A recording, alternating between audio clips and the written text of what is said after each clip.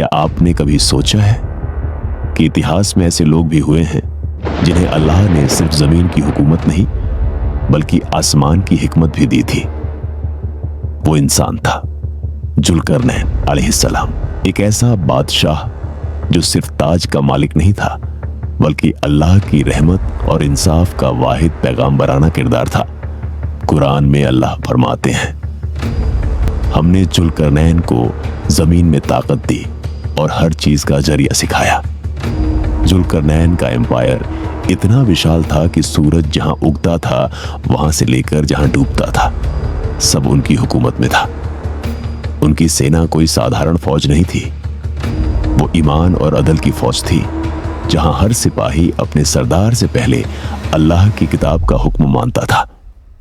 उनके सिपाही डिसिप्लिन में इतने पक्के थे कि जब जुल्करनैन का झंडा हवा में लहराता तो पूरा मैदान जिक्र और तकबीर की आवाजों से गूंज उठता। उनकी फौज में सिर्फ तलवारें नहीं थी, वहां इल्म, स्ट्रैटेजी और हिकमत भी थी। हर कैंपेन से पहले जुल्करनैन रात में सिजदा करते और सुबह अपनी कौम से कहते, हम अल्लाह के नाम से निकलते हैं ताकि जुल्म मिटे और इंसाफ कायम हो। इतिहास में कहा गया है कि जुल्करनैन की शक्ल राजसी मगर नूरानी थी। उनका चेहरा चमकता था जैसे उनके चेहरे से हिकमत झलकती हो। उनके सिर पर 2 सींगों वाला ताज होता था जो उनके नाम जुल्करनैन 2 सींग वाला की पहचान बना। वो सोने चांदी में नहीं बल्कि लोहा और चमड़ा पहनते थे ताकि अपने सिपाहियों जैसे दिखें। जुल्करनैन ने 3 बड़ी यात्राएं की।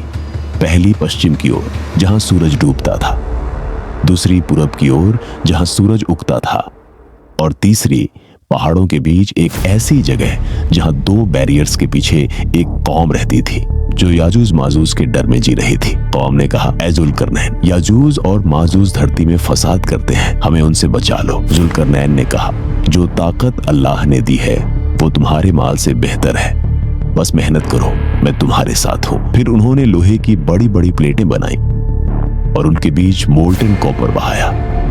वो दीवार इतनी मजबूत थी कि वो न उस पर चढ़ सके न उसे छेद सके। हदीसों में आता है, याजूज माजूज की शक्लें इंसानों जैसी होंगी मगर चेहरों में जंगलीपन और शैतानी सूरतें होंगी। उनकी आंखें छोटी, कान बड़े और बाल खुरदरे होंगे। उनकी रफ्तार इतनी तेज होगी कि जब वो बाहर आएंगे तो हर पहाड़, हर नदी, हर दरख्त को रौंद डालेंगे।